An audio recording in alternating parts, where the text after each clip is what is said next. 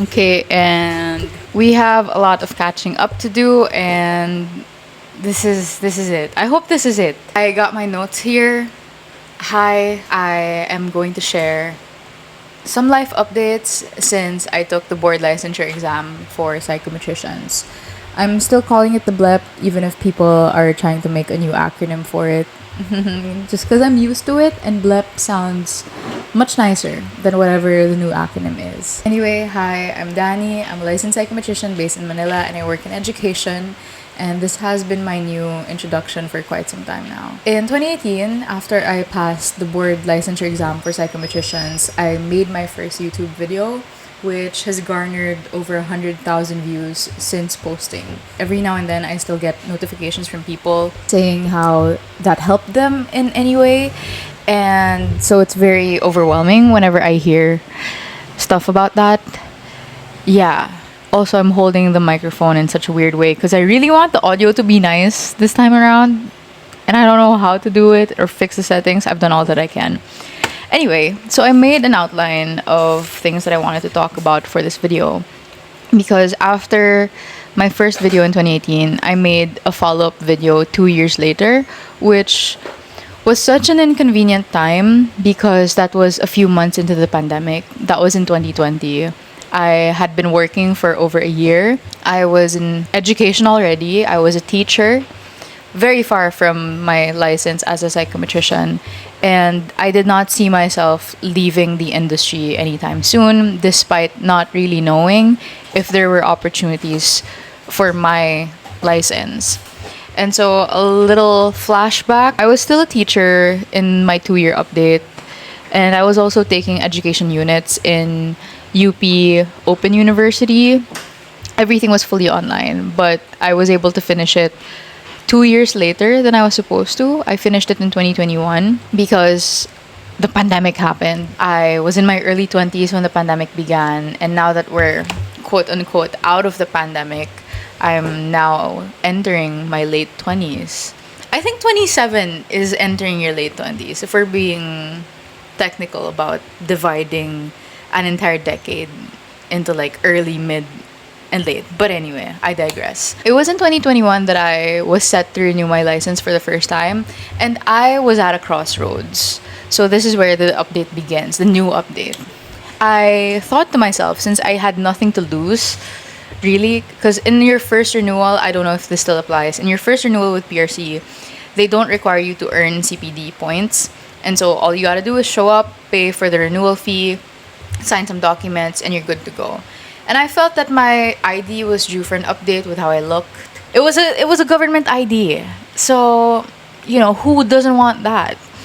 And I renewed my license, not expecting anything at all. But then 2022 happened. I had just turned 24, and things fell apart in 2022 for me. Personally, professionally, I felt so lost. Even if I truly believed that education was where my purpose lied. Because I really enjoyed teaching. I loved the whole experience of being a teacher. It's something that I wish I could do for a living, but because of how severely underpaid teachers are, I can't do that full time anymore. And so after I left my teaching job, I was in a depressive spiral. But I had been seeing a therapist for over a year in 2022. And I was so happy because I finally sought professional help. It was very late. I should have sought help earlier, but better late than never, I guess. That's where I started to do the work. I started to really sort things out. And mind you, I was a teacher and also a breadwinner. Like, I was sustaining my family throughout the pandemic. And so you can only imagine just how difficult things were for me. And it didn't help that I was out of work for a while. It really forced me to think of what I wanted to do. And I knew deep down, despite how impossible it felt, I still wanted to pursue a career in education. Because, a lot of people say that there's no money in education. And they're right. There's no money in education because of how poorly people are treated in eduk. And so I still tried to look for a job. I found one after months of searching, got accepted, and this has been my work since 2022. I'm going 3 years with the institution that I work for now. I currently work as a psychometrician, so I'm able to use my license unlike so many other people. I do testing and research, I write reports, I conduct research, and so it's been fun. It's such a fun workplace. The culture is amazing, and I do intend to stay until I want to. I think this is one of the parts of my life where I'm not Gen Z enough. Like, I don't hop from one job to another, even if it can help you land jobs with better pay. Yeah, I'm very loyal to an institution when I know I'm being treated right. Outside of my full-time work, I get invited to speak at events, mainly in schools, but I take on corporate gigs every now and then. And that's what I've been up to since 2022. I'm so glad that this year my talks have been face to face. I love meeting people from different schools, from different institutions. And this year, I had my biggest talk to date. I gave a TEDx talk, which is wild. Yeah, I think I'll talk about that in another video. But yeah, career wise, that's what I've been up to. I have a full time job, I have side hustles that I'm really happy about, and I hope to keep this up. When I started my work in higher education as a psychometrician, of course, I was exposed to more research, to more paperwork, and I felt ready to pursue graduate studies, which had been a dream for such a long time. Like, after graduating, after taking the boards, I knew that I wanted to pursue higher studies so I could become a psychologist. But there were so many delays upon realizing that dream because, apart from landing a teaching job, a pandemic affecting all of us, there were so many things that happened in my life that kept me from pursuing that thing, but it stayed consistent throughout these years. And in 2022, I felt ready to finally apply for graduate school. And I only had one school in mind, the same way that I only had UST in mind when I took the college entrance exam, like the USTET. I only applied to UST. I had the same kind of thinking for graduate school. It was UP or nothing. And I didn't get accepted the first time that I tried. I applied to their clinical program for the first time, and I made it to the final interview, where we were told that making it to this interview is such a big deal in itself, because out of the 100 plus applicants that they have to go through, only less than half of these applicants get shortlisted, and out of half of those applicants, only a few get invited for an interview. And I think I was very complacent with that interview. I flexed as many academic muscles as I could, stating all these achievements, that I topped the boards, that I work as a psychometrician, yada yada yada. Not realizing that the Department of Psychology in UP had much different standards than I had expected. They were looking for well-rounded individuals with some background in clinical psychology, which I had none of. And so when I received the non-admission letter from Dr. Anna Tuazon, the clinical program coordinator in UP, keep that in mind. She will come up later, but keep that in mind. I took her non-admission letter to heart. It was so well written because it wasn't just, hey, we're not accepting you.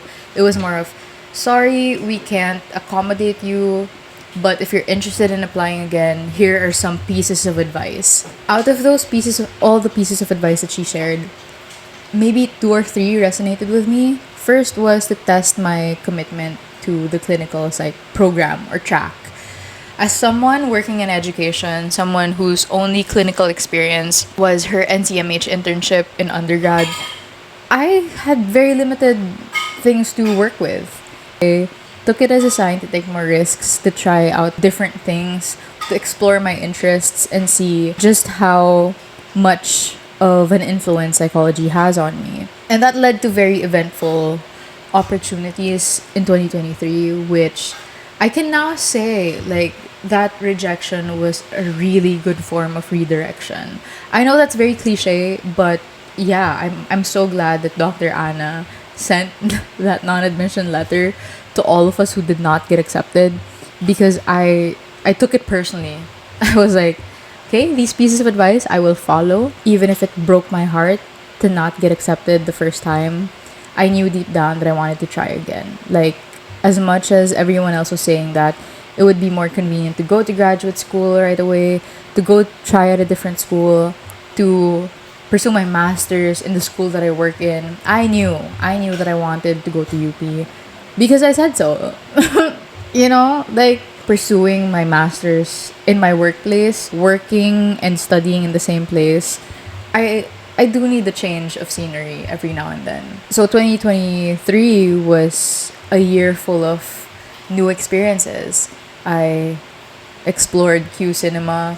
I got accepted to their critics lab.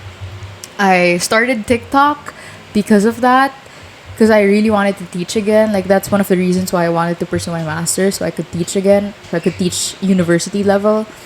And surprisingly, my TikTok blew up in those months, and it still is there. I post videos there every now and then. My audience mainly, and always has been really, psychology students, aspiring psych majors, people in the humanities, people who want to see a girl yapping. That's who I post for. I'm so happy that my social media presence has opened more doors for me, more opportunities, because from 2023 onwards, I've just been so privileged to be invited to these experiences, to these events that I really wouldn't have imagined back in 2020 when things felt so bleak and so hopeless. Yeah, like this year alone, I've had more face-to-face talks than I ever did throughout the pandemic. I'm so happy that I was able to give a TEDx talk. I have to clarify that it's a TEDx talk and not a TED talk. There's a legal distinction apparently. But yeah, so much has happened. Going back to the attempt of applying for graduate school, I've just finished my first semester in UP because I tried again this year. I mean last year, last December. So late December of last year, they opened applications again, and because I wanted to try again, I did. I got accepted. It's not in the clinical program because since I tested my commitment to clinical psych, I felt that I was more drawn to social psychology, to developmental psych even. And UP has what they call a general track where you can take subjects in other fields, in fields apart from clinical, industrial, organizational psych. Yeah, I've just finished my first sem. I'm a graduate student, part-time. I work as a psychometrician now. Life is so good. I'm happy to be here. I am. If there's anything I could share to anyone watching this because they feel lost or they want to know if they're taking the right path, just put yourself out there and be open to whatever experiences come your way, and try to be a more active participant in your own life is what I would say to myself if I had the chance to speak to 2018 or 2020 me. At this point in my life, I look at my past selves with a lot of love and respect, because if it weren't for them trying to gnaw their way out, trying to fight through everything, I wouldn't be here. Yeah, I owe it all to them, my past selves. Yeah, I think that's it. I'm gonna check my notes if I missed anything. I owe a lot of my successes so far to social media because of how much I've made noise here and how much people pay attention. My resolutions for the coming year are to stay cool, to keep being good at what I do, and to post more meaningful stories here.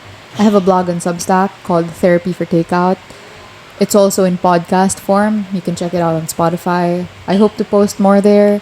And I'm speaking this into existence. I'm creating video essays for YouTube now. Yeah, I hope that I can follow through because I really want this to happen.